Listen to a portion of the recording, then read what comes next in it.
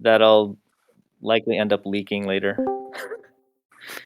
But I gotta finish my super secret things. So, let me let the other super secret people talk first. Thanks, guys. You tell the other super secret people to get on Yeah, yeah. if they're in the super secret room. Unveil yourselves. Yeah, that's it. That's how we're going for it.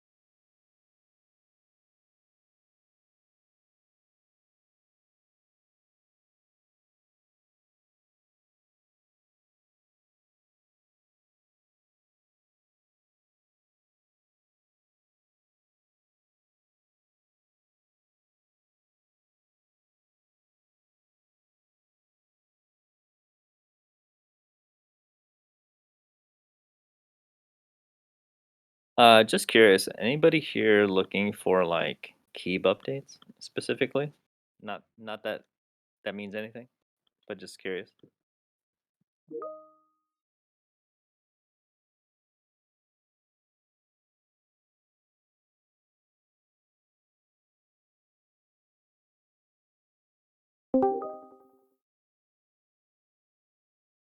It's okay not to have questions on keeb too, 'cause this should be a Y60 focused one.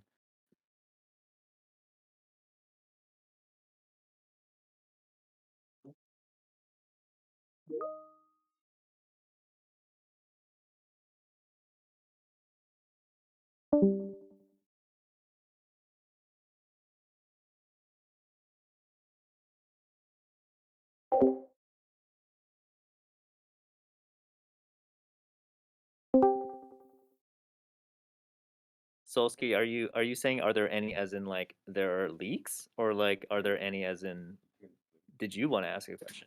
Or are there any updates? Oh, there's a ton of updates, but, I don't wanna rob, literally rob of his time to explain, like, the Y60 stuff.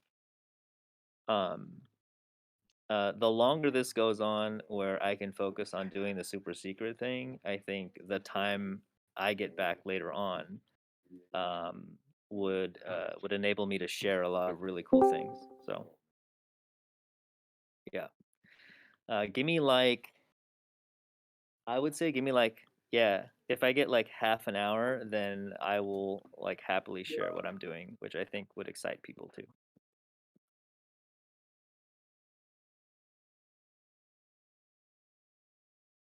Oh, nice. A really cool thing just appeared in front of me.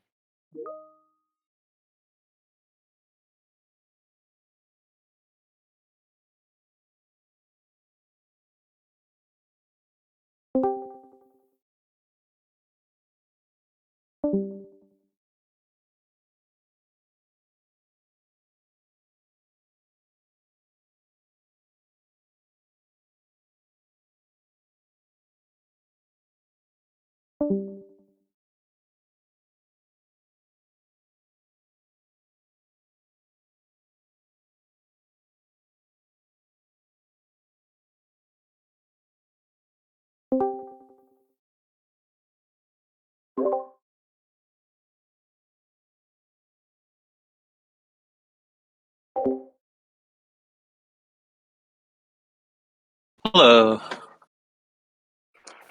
I'm a little out of breath because I was carrying a Y60 down 3 flights of stairs that is completely full of the system. And it is now sitting in front of me and subsequently in front of a lot of tacos. So please ignore the messiness of our conference room right now if when I turn my camera on.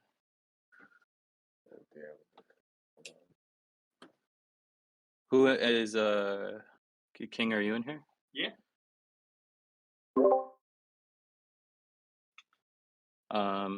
Brad's in here We're too. good.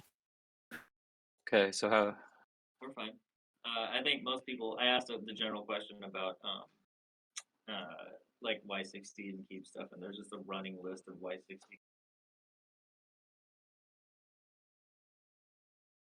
So, John, you can go ahead and run the first question that you see from the Y60. I think you're muted, King. You might be able to hear us. Hey, John, did you hear that? Okay, great.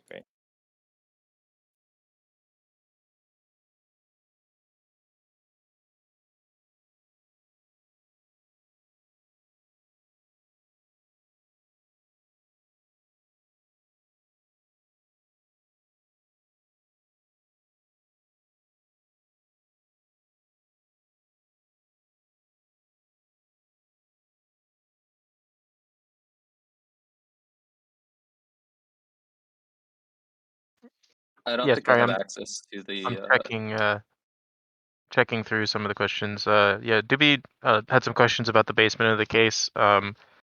Just to kind of elaborate on that, since we don't have a lot of good renders of what the underside, like everything under the graphics card looks like. There is it comes included with 220 millimeter fans, which blow air up towards the graphics card. But you can open up, basically once you remove the dust filter on the bottom of the case, it gives you access to the fan mounting down there. And you can mount up to two 140s, like if that's your preference, if you want to put some bigger fans. Doobie was asking about RGB fans. So yeah, if you have RGB fans and they do provide enough light, they will cast light up through the cracks towards the graphics card, and you'll also get a bit of light get down through the floor of the case. The mounting is actually like super deep. So if someone still has like 38 millimeter like giant ultra kazes or something like that, that you can mount like thicker than 25 millimeter fans down there. That was just because we had the space, we made it available. But yeah, you can change those fans out. They're pretty easy to get to, but you do have to turn the case on its side to access those screws.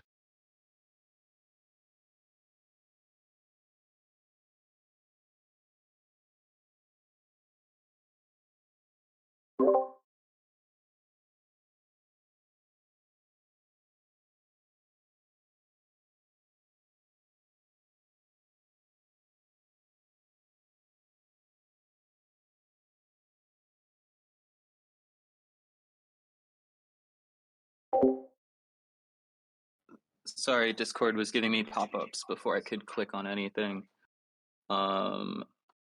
This is the all-black Y60 from a very wide-angle MacBook Pro webcam.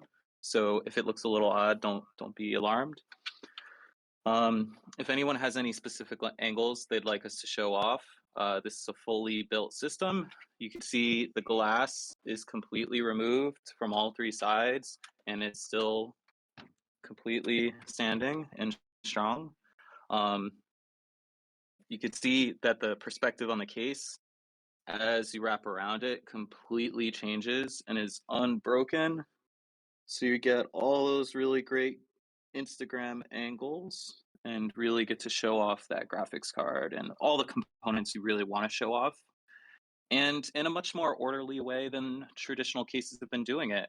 This has been an idea that I've been kicking around for like quite a while. And when we started the case development, one of the first questions I asked was like, are people really doing vertical graphics in a serious way right now? And the answer was yes. So it's awesome that this form factor was able to come to market.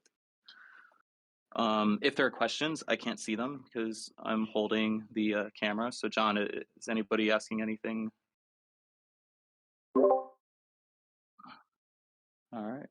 I guess I have a question, Rob, as I'm like staring. I'm staring in front of this thing too. And I don't know exactly the timeline of the decisions here, but like, when did you guys decide that the design, um, and whether this was intentional, actually lent itself really well to being positioned on the left corner of a desk? Because that part intrigues me very much, because where my desk is at home, like my tower's on my desk. For anyone putting their PCs on the floor, I question you already.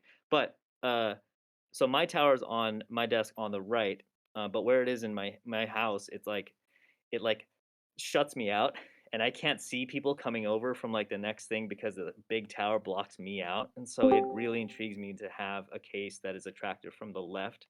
But it also just like all of a sudden changes um, like my thought about like how to build a PC or how to even build up my desk. So was there an intent to make that, or like where in the timeline of designing the Y60 did you guys go, oh my god, it looks cool on the left, or did it just naturally happen?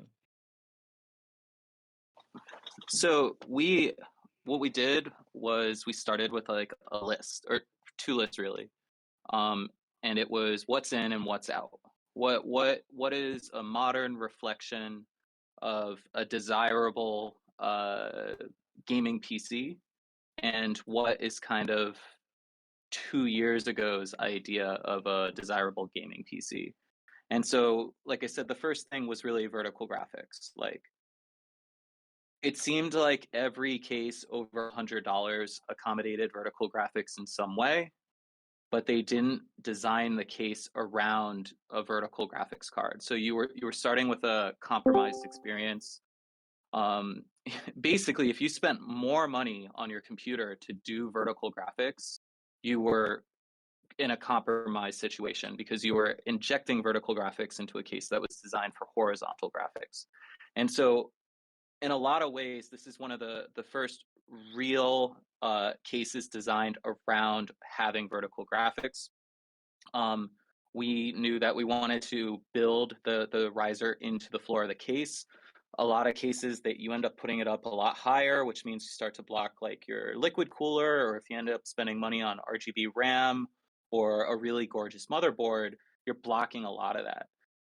And NVIDIA and AMD basically announced that SLI and Crossfire, for all intents and purposes for gamers, was not supported anymore. And 3090s were able to do quality performance in a single card orientation. So it was like, okay, we could build an entire platform around this. And then everything came second to that. So this case was built as like the holy grail trophy case, end game showcase of your graphics card.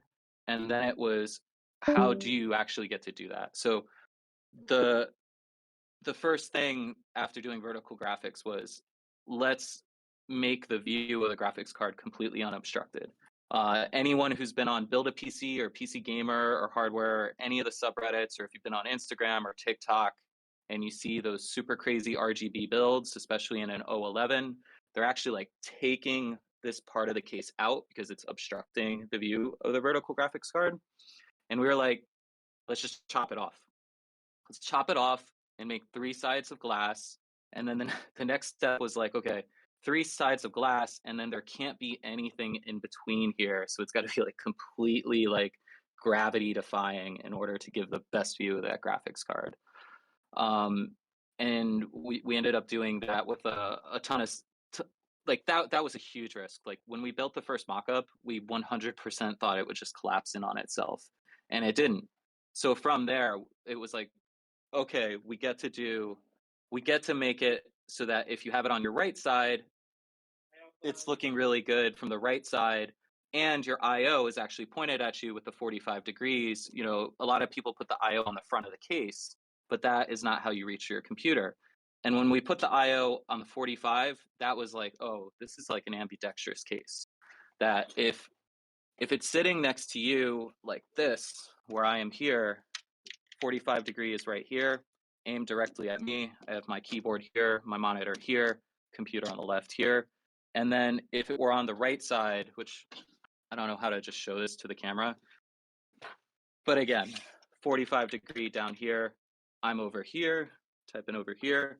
That 45 degree was the thing that made this ambidextrous. And that 45 degree came out of, again, highlighting that graphics card.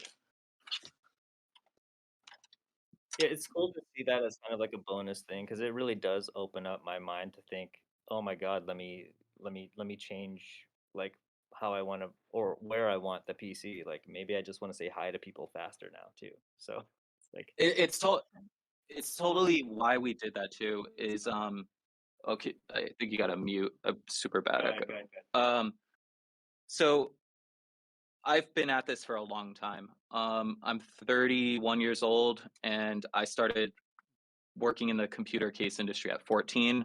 And just going through every personal generation of my own computer, anytime I built a computer and it looked like the previous computer, it was really unsatisfying. It didn't matter if I was going from like an i3 to an i9. If it was the same case, it didn't feel new, and it didn't feel like I was leaping forward in technological advancement. And so there's a real emotional aspect to making it feel different, and that's what we really want to do with the Y60. I didn't want anyone to look at this and be like, oh, it's an O11 with this and this, or oh, it's an NZXT H this with that changed. We wanted to start with something where you looked at it and you're like, if I made a comparison, it's actually a worse description of what it actually is doing for me visually. and then there's a question, and Doobie, I see yours, but like this one was piquing my interest because like I have some, I'd like to intake some inputs sometimes from an Elgato. So like I know the question's gonna be, would using the riser. So like Solsky's is would using the riser obstruct PCIe slots for networking or SSDs. And I'm staring right at it, so there's like an angle where I'm looking at it, where there's like a easily like a fist worths of like space between the GPU and the and the riser slot. Could you explain like what kind of peripherals people can still use there? Yeah, we did a pretty exhaustive search when we committed to the vertical GPU.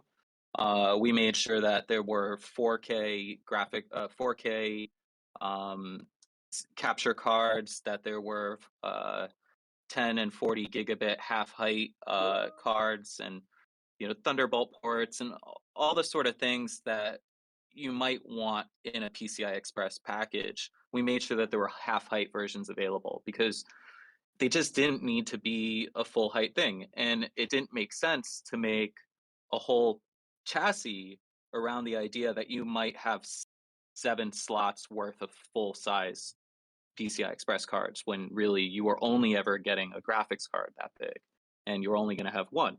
So we wanted to make a commitment and say like one graphics card, and then everything else can go in the half height slots.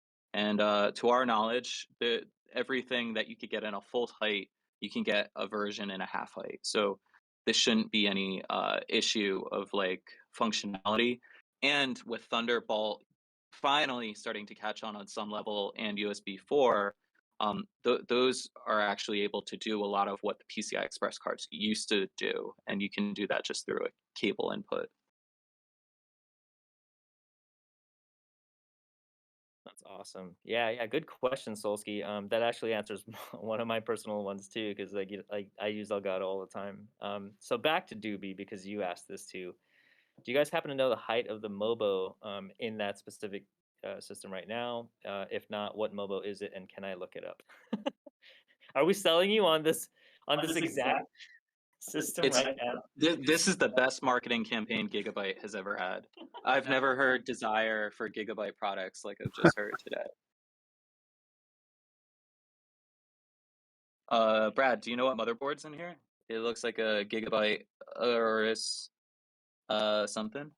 Yeah, it'll be either a Aorus Z590 Elite or Z690 Elite. I'm not sure which chipset exactly we put in that specific one. Solsky pointed out that it's running single channel memory.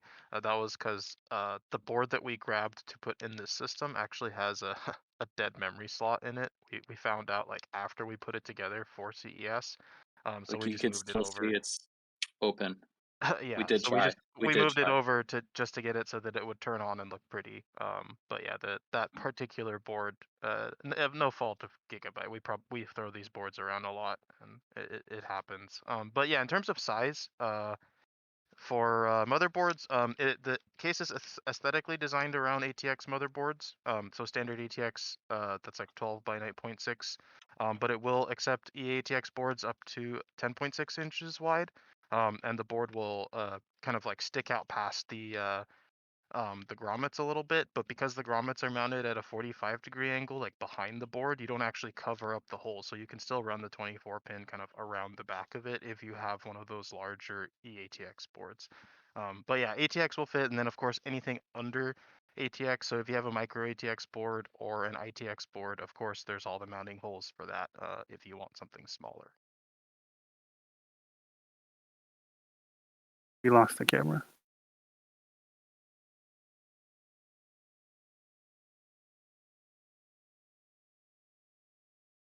RIP. It looks like he's back. He's just probably. Oh, he's resharing. Yeah.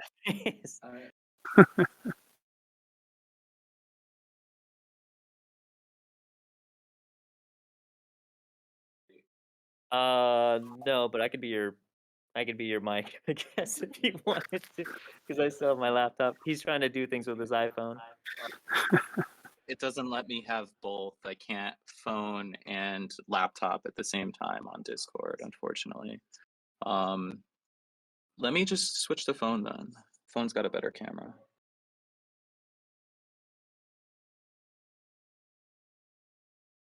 All right, can you hear me now?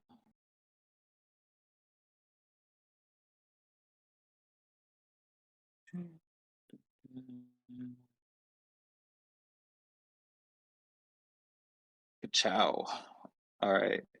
So you can see it's regular So while ATX Rob size. gets his camera back on, there was a couple questions that I've seen on social media. One was the use of triple slot cards and if it was, how close to the glass it was going to be. There was a few questions like that on social media. Brad or Yeah, I can take want to that answer one. that? So for graphics card clearance, we have a little bit over 75 millimeters from the PCIe slot to the glass itself. Each PCIe slot is about 20 millimeters, so a triple slot card. If it was truly like full triple slot, like the size of the Founders 3090, you got about 15 millimeters to the glass, and that's about as big. When we were doing airflow testing, if you get bigger than that, you start having issues getting too close to the glass. But again, that's at full 3-slot width. Most cards we find, like most of the big 3080s, 3090s, they're around like 2.7 to 3 slots, so those should all be fine. And of course, like anything less than that. A lot of what makes that possible is the fact that we do have air being forced up against the glass from the two fans under the card. So the graphics card is not being forced to move its own airflow. It is being fed directly by the case, so we can get a little bit closer to the glass compared to other cases like where vertical graphics is kind of like an add-on where those slots are extremely close to the glass and they basically like the card can't breathe at all. We like since we designed it around a vertical graphics card firstly, we left a lot of space there.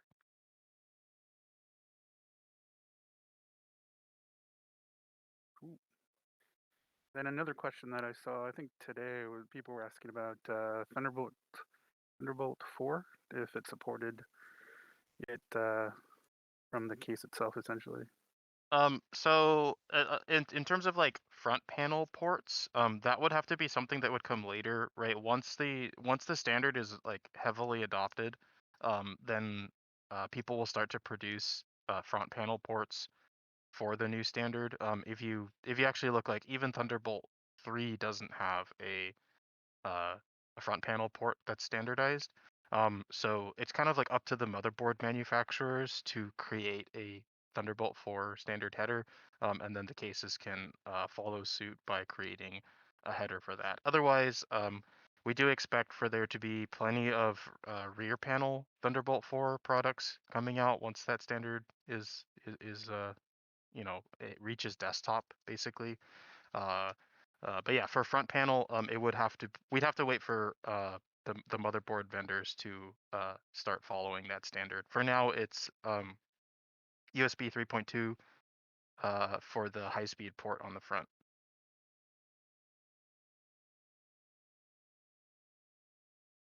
Thanks, Brad.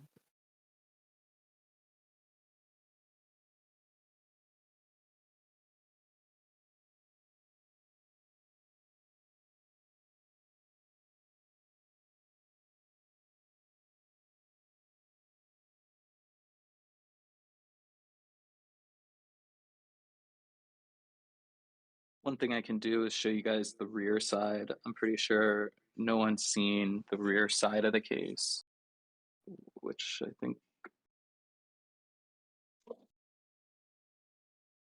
So Doobie's asking about storage configuration. You'll see it really soon when Rob goes around to the back of the case. But we have 2 drive sleds. Each of those will hold either a single 3.5-inch drive or 2 2.5-inch drives. So you can mix and match. You can have up to 4 2.5-inch drives or 2 3.5, and then of course whatever M.2 drives the motherboard supports. And that was another conscious decision. We knew that with Windows 11, there was a lot more functionality with the NVMe drives, and it was going to make them. Hi, Demon's asking about push-pull configurations, side push and back pull. So with Windows 11, we knew that it was really going to take advantage of NVMe a lot more, and we wanted to depreciate the storage just a little bit more. We had enough space so that we could include it, but the case was kind of designed around the idea that you would be using the NVMe first. And what was your question, Eddie?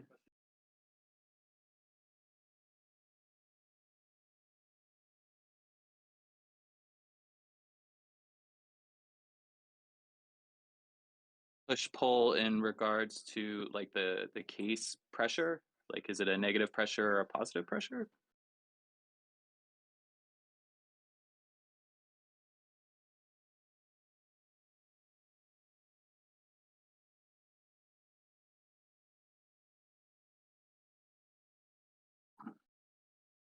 So the bottom is the intake, and that's blowing cool air directly into the graphics card. The rear fan is still exhausting air out, and then the side fans, which are not included, you would be using your radiator fans also as an exhaust. So the idea is cold air comes from the floor and then disperses through the other fans going outward. But it still would work either way. If you decided you wanted to experiment with different flows where you wanted cold air coming from the floor and from the side, and maybe you had extra exhaust fans, there's certainly opportunity to do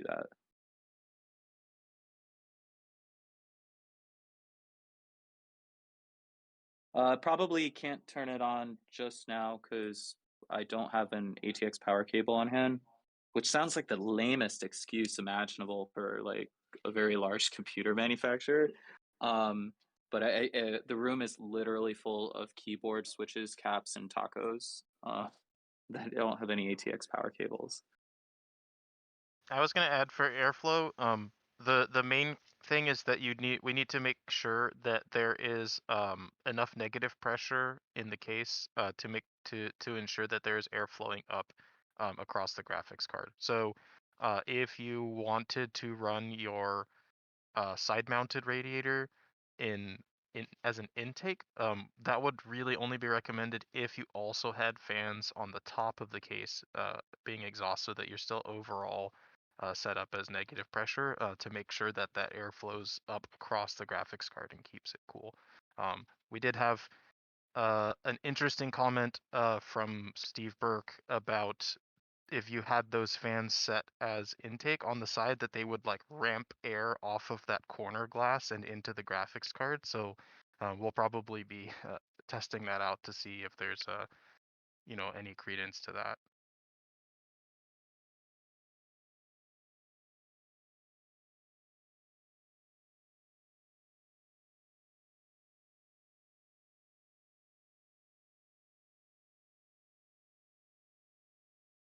Yeah, just a lot of positive comments on.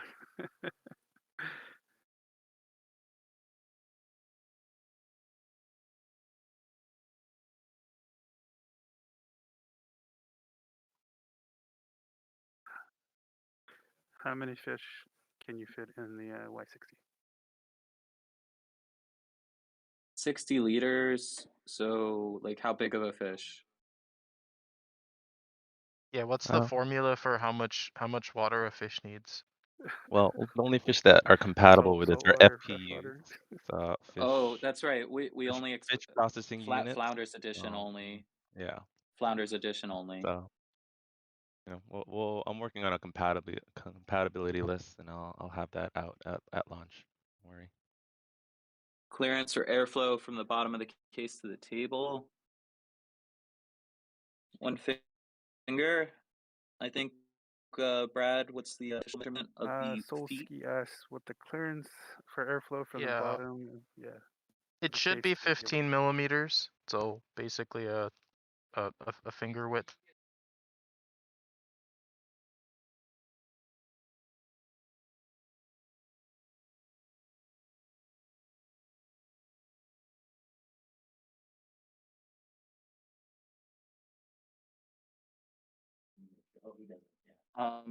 I can show you guys too. I don't think we've shown a lot of the actual top or the other sides of the case. You get all the glory shots of the system side, but the industrial design language that we've used is these like really clean, unbroken lines. And this was a really big pain in the ass to manufacture. They straight up told us, no, we can't do that. It would be too weak. And then we came up with a support structure that sits just below it.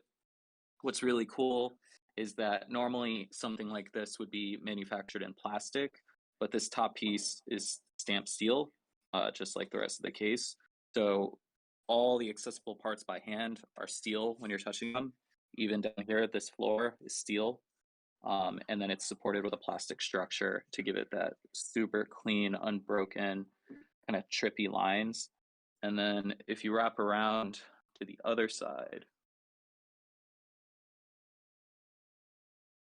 you can see it's carried over, and it gives it this really crazy sort of geometric play when you're looking at it from different angles.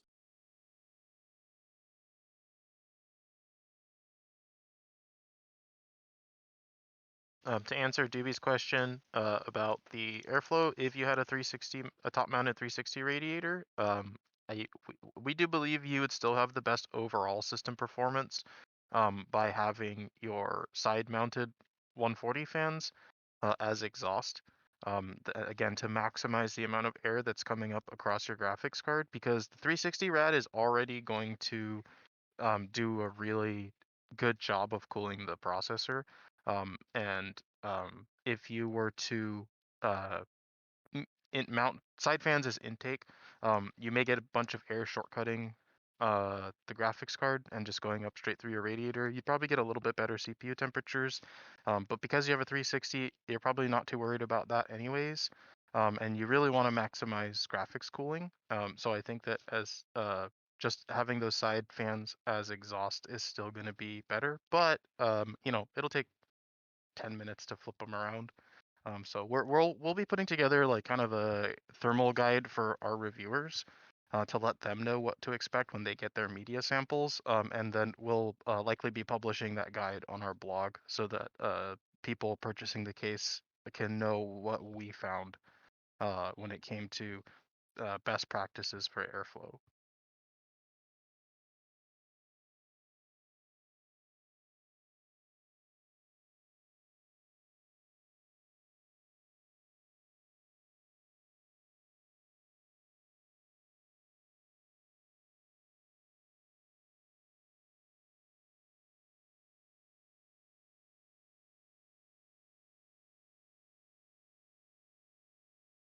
Go, Doopy, go.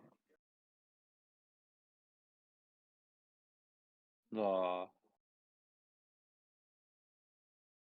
So we I'll talk a little bit about this, and then Brad, you can dive in more. Because the I think we're the only case in the market where the glass is structural, that the structure of the case is actually leaning on the glass.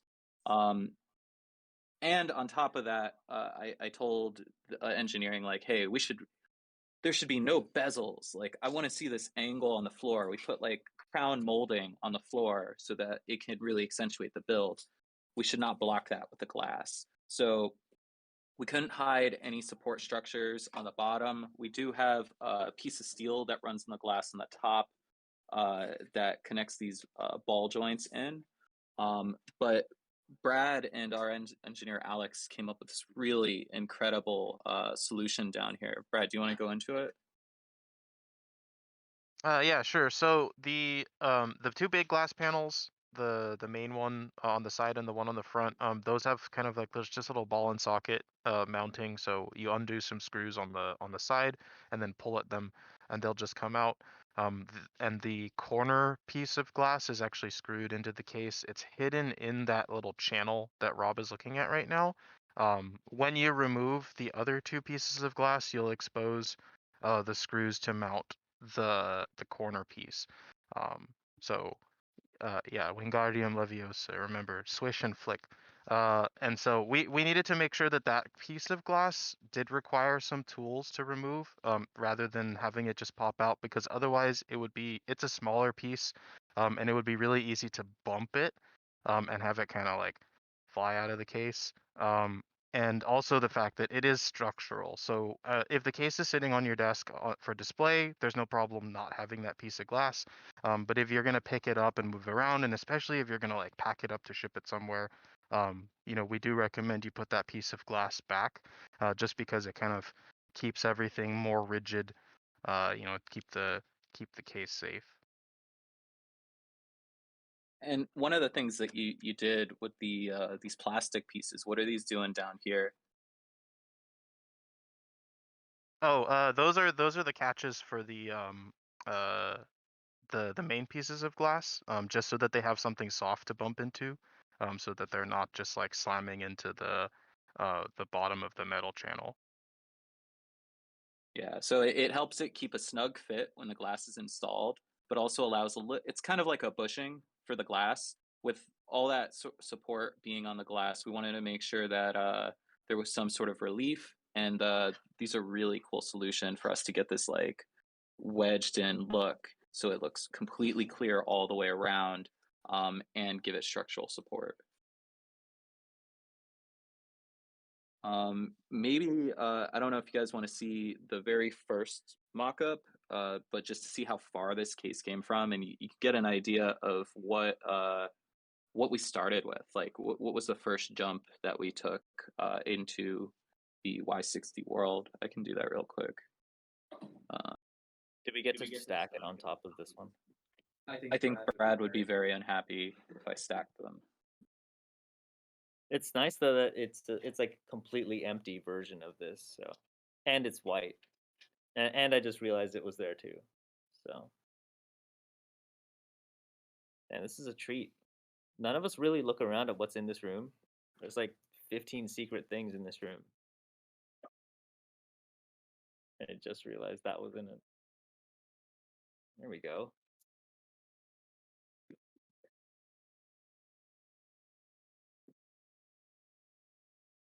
Ta-da! Prototypes.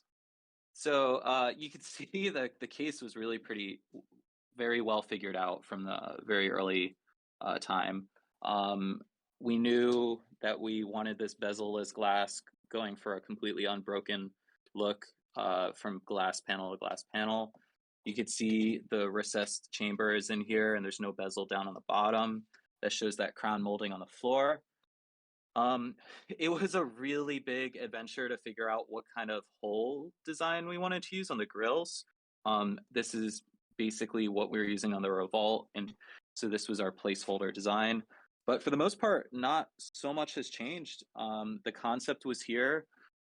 It was a lot of massaging, figuring out how to do the half height cards in a good way. This one had a removable back panel so that if you wanted to, we could kind of reconfigure this to have full height cards. But it ended up being kind of too compromising, and we ended up fully committing to doing the vertical graphics. Brad, looking at this, we really did figure a lot out by the time we got to this mockup. What were the big changes after this? I mean, the biggest one is definitely the mesh pattern. I think everybody kind of agreed that the repeating pattern of holes type mesh, whether it was square or hexagons or circles, like it was a bit overdone. And because of how much like grill area we needed on the top, it just never really looked right unless we were to incorporate some sort of larger, more unified pattern. But a lot of the rest of the stuff was just little tiny things like, you know, clearances for screws and like where the radiators, where the wires were gonna go. We redid like the way that cable management worked a couple of times. But you know, otherwise, like a good part of it was figuring out that that grill pattern. And then of course all the the structural improvements to make sure that that corner was strong enough to stay supported just by a piece of glass. Do not underestimate the amount of engineering time that it took to achieve that. This was like I can't remember how many people asked us not to do that, but the majority of them were engineers. They really were really unhappy that we were trying to achieve that. And then those same people ended up figuring out the solution, and it's super impressive.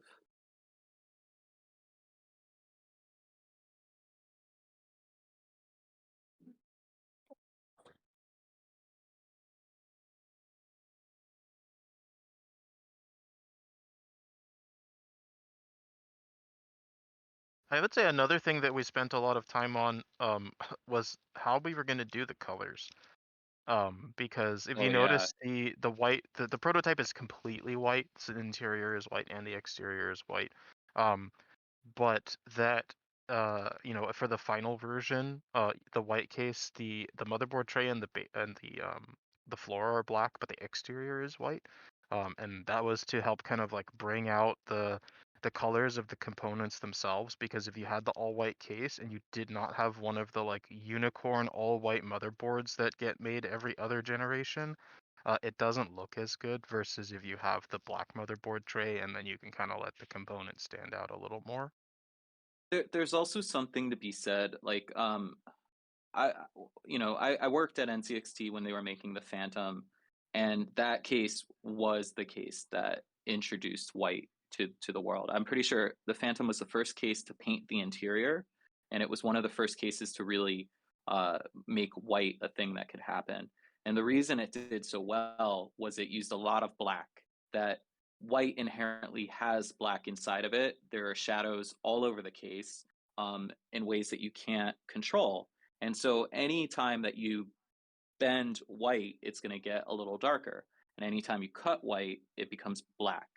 So being able to use black in a very controlled way to have a strong accent to punctuate wherever you did have the white finish really makes it that much sharper and that much stronger. Anytime I've seen a case that was pure white, it ended up looking extremely cheap. So it's such a difficult balance to figure out how to get the right amount of black in there. It's one of the reasons why we have these unbroken lines. You can't.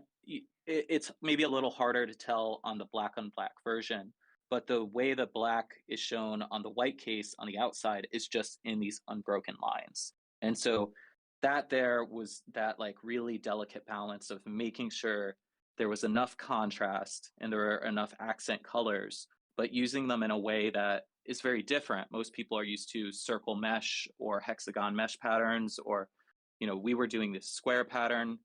But when we did the black accent with the unbroken lines, like that was next level stuff.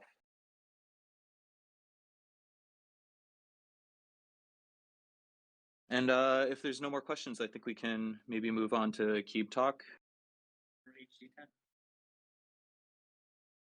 Can I show King on camera? Is that okay? Yeah. We'll just go through your. We'll just go through your account. So like, I don't know if they can hear me with because I have a. You can hear King okay? you guys can't. I don't know. Do we see it? Okay, so I've been playing with breaking down and building up the keeb internals, just because I would do the same thing once this actually goes, into production and whatnot. So just the journey of like actually breaking it down. I went through the whole practice of lubing up and doing one of the included switches. So like one also, if you haven't felt a Duroc switch before, I'm just incredibly impressed about how they come out of the factory. Like even for the yellows, the 55Gs and these 65Gs, they feel so good out of the factory. I actually felt terrible trying to just like lube over them, but I would do it anyway. But just like maybe it was a crazy batch or something. But if you guys haven't experienced just like a Duroc, I don't see a reason to even like hate these. These are so amazing out of the box. And so on top of that, just as an enthusiast myself, I went through the whole unboxing and an unbuilding exercise just to kind of get myself through the motions, and just explored kind of like the architecture underneath, because everybody right now has only seen the external ID of the actual keeb itself, and also too, this is a finish that was meant for CES. So whether or not this goes into one of the 1,000, so this is definitely a sneak peek and a leak right here. But it also happens to be, I guess, my personal favorite finish of the top casing itself. This absolutely feels like running your hand on top of like a MacBook Pro. Like I absolutely love this finish. It's funny because like I'll like, if we can get this to be like wanted, or if you guys really liked like how this felt or how this looks, I think we'd love that kind of feedback. So, but bear with me too. I'm nearly done, but essentially what I would love to share with you guys is like the first sound test ever of the prototype experience of the CES mock-up keeb. And that's happening like right now. So I know when Solsky was telling me, he's like, "Oh, what do you have? Like, what are you doing?" And I'm like, "Oh, just give me 30 minutes, man." Like this whole mat was just in parts like 30 minutes ago. So we got here, and now I'm just like plugging in the switches. Something to note, so like these are plate mount stabs. These are not meant to be production at all, right? So as you're seeing the updates, like obviously these are plate mount, but we really are going for all PCB mount Duroc V2s. So don't judge us by what we have here, because these were supposed to be physical like models on the ground for CES. Yeah, as a point of reference, this keeb right here is in the same state as this Y60 mockup. So, this isn't the final. This isn't the final. Still a lot more room to improve. Yeah, but I'd happily like kind of walk through reloading like all the switches back in. Happy to put on any keycap sets. I think we even have some really cool ones from Canon keys that were dropped in today too. I really want to test the profile out on the keeb itself. I don't know if you want to swing to me in like 20 minutes, but it'll be way cooler like with the keycaps on. Brad, do you have an HG10 on you? I can grab one and bring it to you. Yeah. You'd like? Yeah. All right. Let me. I'm not sure if this one is charged. It's fresh out of its box. It's one of the samples. But yeah, I'll run it over. That's no problem. Yeah.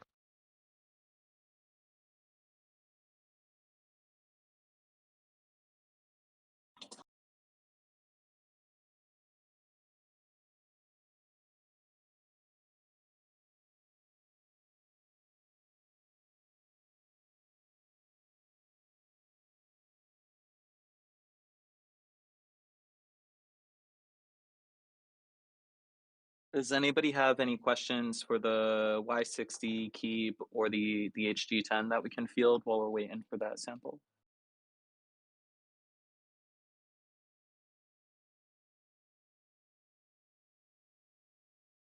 Thank you, Brad.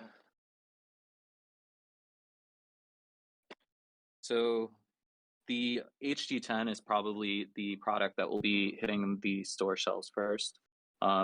This is we just got the retail packaging sample, and it's looking super nice. Really a fan of the yellow. Tom and graphics did a great job with the packaging.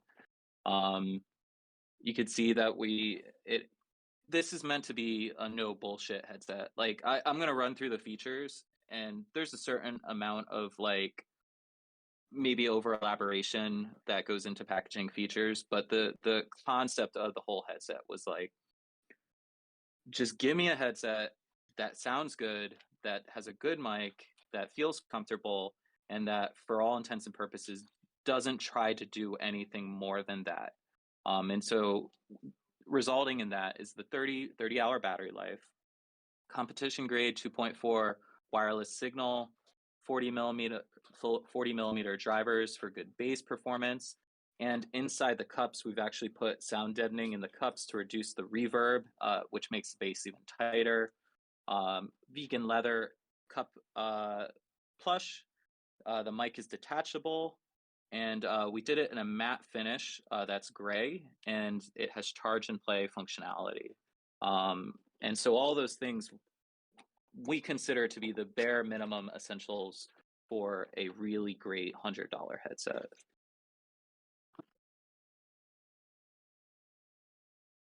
I will try to do this one hand. So this is still a tooling prototype. This is not final packaging, but it gives you an idea of what you get in the box. The cup finish is really slick, still gray matte finish. You can see it next to my MacBook Pro. It's a very similar Pantone color, and it is super comfortable on your head. John, you guys have any thing you want me to show or explain?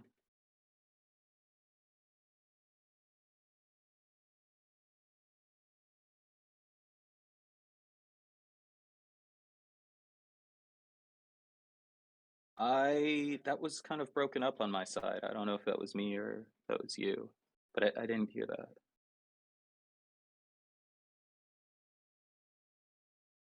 Sure.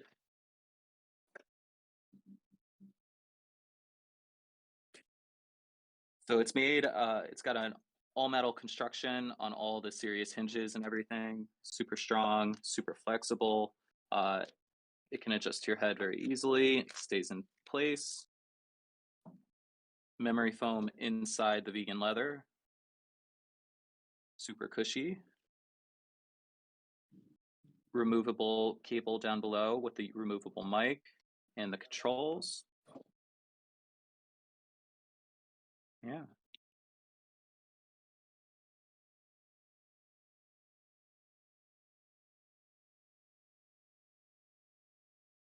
Show us the earmuffs, please.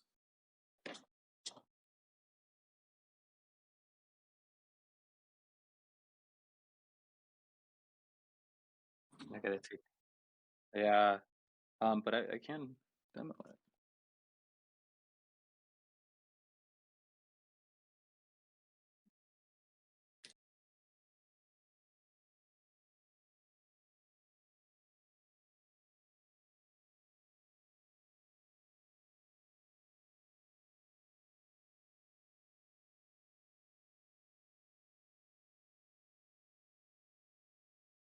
It feels like nothing at all. It feels like I'm wearing nothing at all. It's just great sound and comfort at an affordable price. And it's not trying to do anything else that I'm not asking of it. And I'm supremely pleased.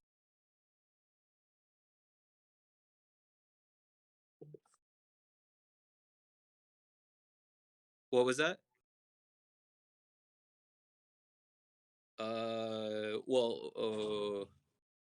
Like with this headset?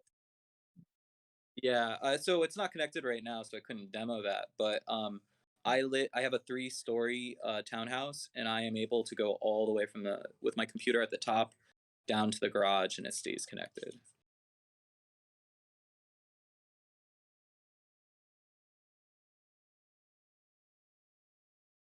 On board, we have an indicator LED, we have a power button, and we have a volume scroll wheel.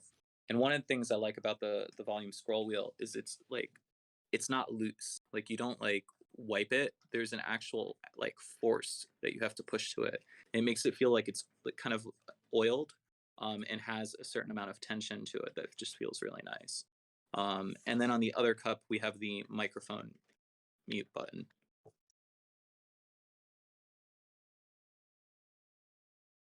Sure.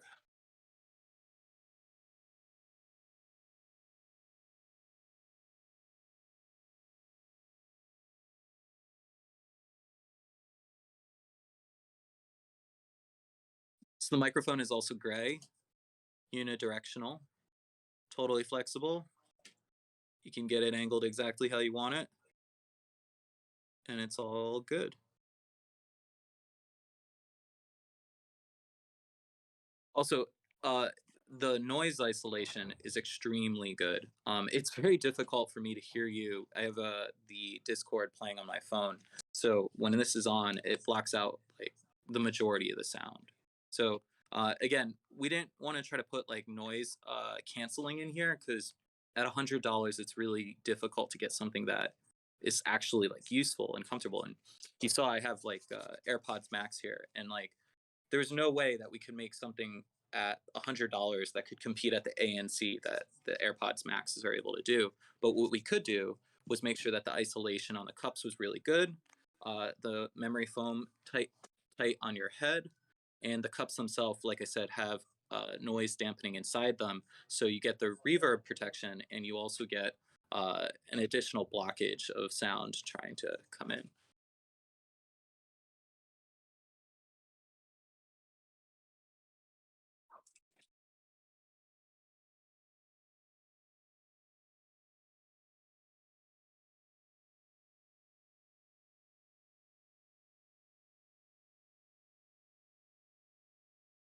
No, we're making wireless. We're at the point now where good wireless tech can be affordable, and wireless with a 30-hour battery life is as good as wired. If you find and we have charge and play. So if you find yourself in a situation where you need 31 hours of battery life, you can plug it in and still continue to use it without an issue, making it superior to a wired headset.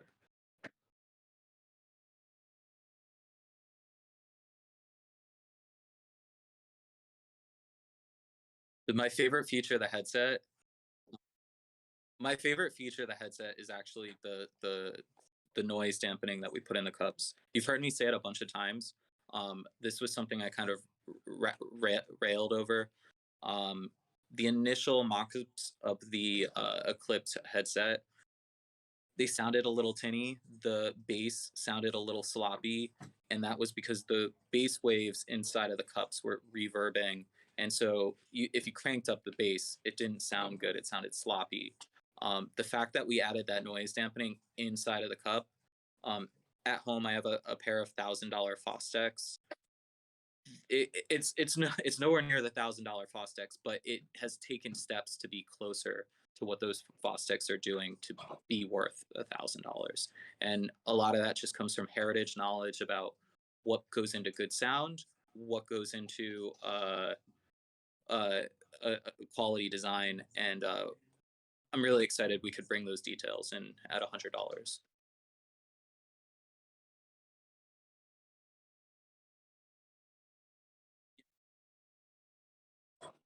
Yes, you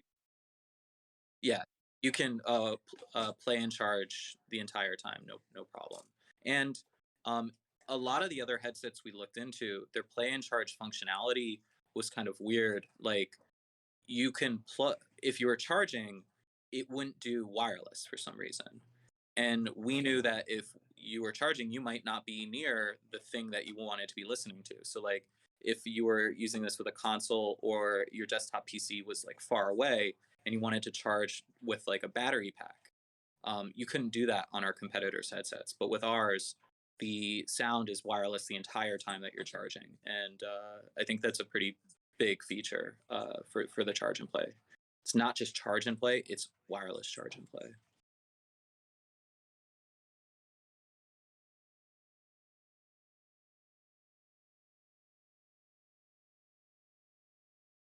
Let's make King sweat a little bit. Is he done yet? He should be done, right? Like, We should do it. yeah. We should do it. Yeah.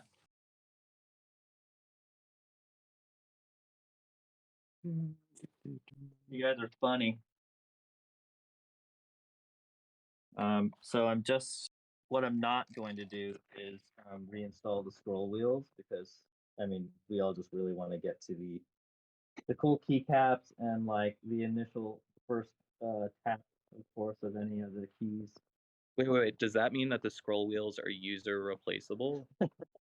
As intended, yes. Like, absolutely. like if I didn't want the black aluminum scroll wheels, could I go and pick up the machined brass scroll wheels? Are people even supposed to know that we have machine brass scroll? I mean, if they're not supposed to know, they better forget it really quick, and I better take really it off the forget camera. Yeah. What's really cool too, I guess I don't know if they're supposed to know this either, but like there's magnets inside of all the wheels. So to remove them, they're keyed, but then you just slide them off. And so it kind of feels like kind of like this. yeah. Oh shit. Oh my god.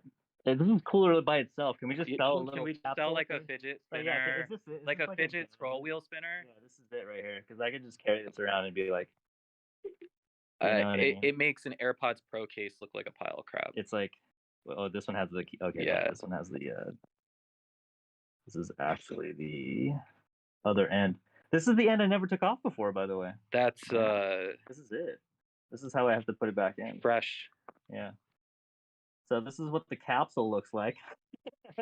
Right? And The this is keeb capsule. This is the so just as a hint to anybody too, when you do unbuild the keeb, this is step 1. So this is step 1 and like step 10 of going backwards, right? So this is the first and the last thing that you put on. Which is why it's like it kind of like sits there and there's a really cool like ring assembly that you kind of have to line up you know, to kind of like reposition. But while this is here, I'm going to leave this off because it could just be otherwise.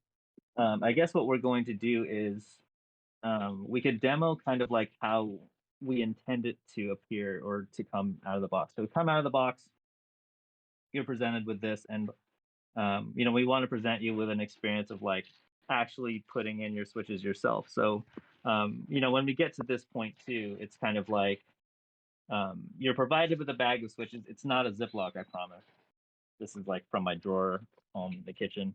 But when you choose your switches, you can do whatever you want to these to tune them however you want. The intention of designing the keeb in this way is to make sure the sound profile of whatever switches you chose is predominantly what you're intending to hear, right? So we're designing the keeb in layers in a very compact way, and I would even say muted in a point where the switch actually matters. So a lot of us out there are out here to get a specific sound signature, and that's what I'm intending as well. So when I lubed these specific Durocs, you know, I'm looking for a nice like deep signature. So we're going to do that right now. You know, this hasn't even been tested, so what you're seeing is literally a raw sound test and like a raw uh, like installation of all the switches, and you could tell me if like I lube them wrong or like maybe I suck at doing this, and that's okay, right? That's pretty because, good. Because that's me. I have my own technique. I know that you guys, you know, have your own things as well. Isn't that though part of what and- makes this really great is like Exactly. you know, you're crafting your weapon, you spend ungodly amount of time in front of your keyboard, you want to make sure that it feels right to you, and no one at a mass production level can do all the final touches that you want it to have. Exactly. The cool thing about like I think there are going to be some design changes. So and I don't know if we want to really go into that now versus like when I want to write this up later on. I think we can talk about what we're looking at, but this is feedback that we've been getting. We're taking into serious consideration. Yeah, you can share a little bit about that. Yeah, you guys have definitely shared a lot of feedback with me and with that channel that we put up, especially with like the first 24 hours of ever seeing this thing. There were questions about like a north versus south facing PCB design. We're taking that into heavy consideration to the point where like now looking at completely reversing the architecture to accommodate for more cap profiles. When you say north versus south, what does that mean? So the north facing PCB is, for all intents, having the switch face this way, right? So it's this way because you want that through hole RGB. And that's with the lighting on top. Correct. Yeah, and that's important to this board. Don't get me wrong; it's very important to this board. There are so many defining features of why north facing is really good for this specific board. But if it comes to the cost of like locking out compatibility, obviously listening to what you guys want and listening to and giving you guys as many options as possible to make the keeb your own. It does outweigh some of the things that we can still change now before we produce the 1,000 keyboards. And that there was a community before us, and there will be a community after us, and so enabling our product to be a part of that community is really key to being a successful product for you. So that if you purchase the keeb and you chose your switches, and then there was a keycap set that you wanted to use, we wanted to make sure that we had the perfect compatibility and maintain the perfect sound signature that you could enjoy. And that means going from north facing to south facing, right? Yep. And there's going to be some surprises with that. RGB is absolutely important to us, and the way that we are programming it into this board is not going to be forgotten. So there are things that we are changing specifically because we're going, or we're definitely going or considering going to south-facing switches that may be a surprise later on. It may not be, something in that'll catch us in the first the batch of like 1,000, but it's something that we're really looking into because if people really want south-facing switches and have that compatibility, what can we do as a company to complement that? Is there something missing to the people that like south-facing RGB or mutually exclusive versions of that, right? What can we do to accommodate to be even more open to community feedback on south-facing anything, RGB or not? I think that's left to be defined, and it's an opportunity for us to explore. What you're seeing here too, this is cool because this is actually like a set that I didn't know that would be in stock. So if any of you guys are here and you know who like Canon keys are, God, I have like so many boards from them as well. But like Canon keys came out with their own keycap profile. I believe, I hope I'm not butchering this. It's the CXA. It's a really, really cool keycap shape. And they have it really priced well. It's almost like a half cat set without all the height, if that makes sense. It's like the height is the worst. Yeah, it's like it's not that like marshmallowy look. It's like a 3/4 wave version there, but has like the wall thicknesses of a really good GMK set. And this is the first time I'm seeing this. This got delivered today, and I'm like, huh.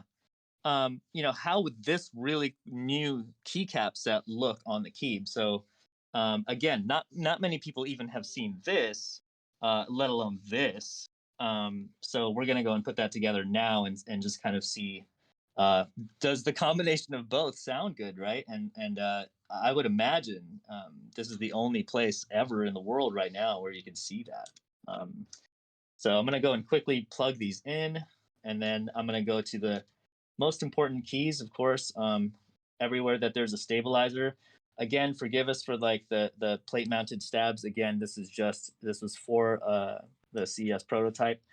Fortunately, the spacebar is a Duroc PCB, a Duroc V2 wired stabilizer. Should I tap it? That spacebar Should we looks do it? awesome. It does look cool, right? See, this what It's- comes with the and, set. and it totally matches the design of the keyboard. Like Exactly. I feel like this spacebar came with the Like keyboard. Canon keys, you did The sharp corner on work. the edge and then the larger radius in the center totally matches what we're doing with this keeb.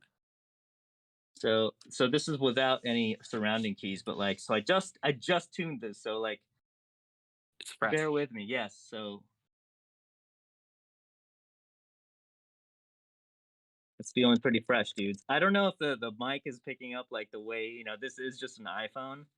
Like most people have like really nice mics right in front of us, but if anybody's hearing, Oh, expression. oh, you need pure sound. Hang on 1 second. Voice settings. Maybe I'm just tapping like exact pattern. Noise suppression. All right, let's try it now.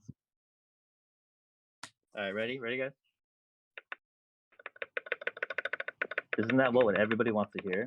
I love it. Is that working for you, John? Is everybody hearing raindrops? Oh yeah. You gotta do it like asynchronously. Okay.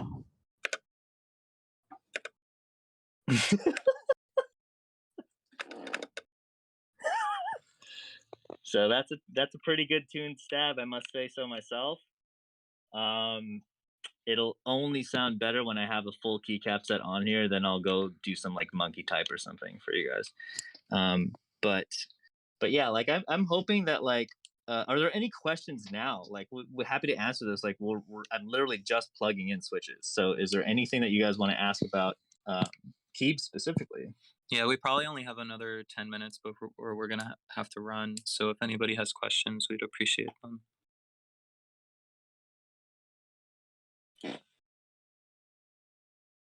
Does Jeffy have any questions? Not so much. What other keycaps, non-common keycaps, do you think will complement the key besides like GMK? Maybe like We were maybe playing with an Townhall. Olivia. That looked pretty nice. Well, you mean like profiles? Yeah. Well, it's hard to say because like obviously the OEM profile works, and that's just comes standard when you have a north facing version, right? But OEM profile will work when you go south. Not saying that's like a really good standard, but like clearly that's what we had before. So OEM does work. Cherry works with a south facing a little bit more. Specific Cherry keycap sets will not have that kind of switch interference. And when I say switch interference, it's when the keycap like rubs up against the housing of the switch itself, and that's highly dependent on the north versus south. But so right now, like this CXA kit from Canon Keys, I'm loving it so far. The spacebar sounds ridiculously good. It even looks ridiculously good. So like, kind of want to order more of them. And then I would say I have a cat set at home. There are like multiple different puddle cap sets here. They're probably the Cherry profile, but I would say like try it on this keyboard, right? Like try it like I'm trying it. Like go wild with it and see what happens. Yeah, so far, the small amount of time I typed on it, it was pretty consistent all around. Wait, who like type on this keyboard? When did you type on this keyboard? When I astral projected my soul into the office last week. But yeah.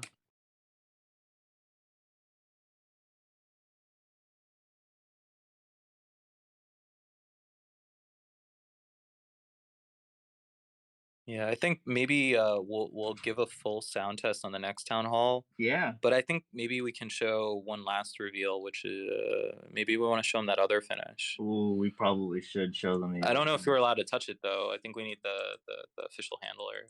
The official handler. The one who's licensed and has certification to hold such a.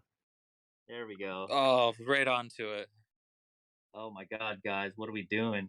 So this is the chrome, and it's pretty incredible. Normally you don't hold it in your hand, so you wouldn't at my be thumb you, yeah, press, you look would at that you one, can yeah. see that the thickness of the aluminum is totally retaining the heat and moisture. This is pretty bonkers, and we are trying to figure out a way that we can mass produce this in chrome, because it just looks so amazing with all the edges. It is cold too. It's super is so cold. It's cold, I mean, yeah. it's the kind of thing that warms up the more time you spend with it. It's a hot finish, guys. Not gonna lie, it's a looker.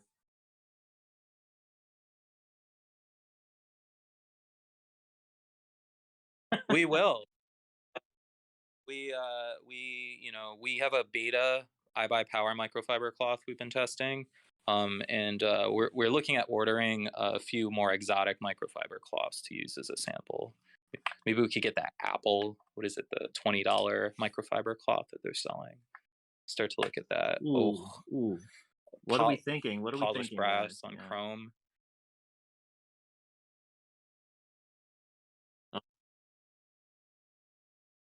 A T already having next thing. The PM is crying right now. She's like, oh, TKL right now. We can do those projects back to back, right? That's cool.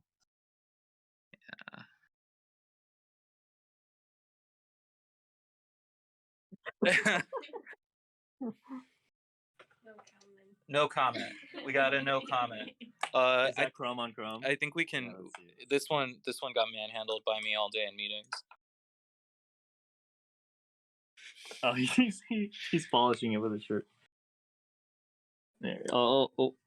I'm gonna try not to. Yep. Up. As unadulterated as possible. Yes. So there's a double chrome. And in my opinion, that's the way this was intentionally designed to be. The inside is like concave, like a black hole, so it really kind of pulls that aesthetic off. All right, we got to stop showing stuff, or we're not gonna have anything for next week. All right. Yeah, it sounds good. Does anyone have any other questions before we head out? Can I grab the eclipse from you? What was your question, Yentl? Can I grab the super set from you? Absolutely, absolutely. Yes. Hey, I'm Yentl. Nice to meet you all in person. All right, I think we'll end it there. We're good, John? All right. Thank you all for joining our town hall, our second town hall on after releasing, and we'll be back next week. Cool. All right, thanks, guys. Thank you, everyone. See you later. Bye-bye.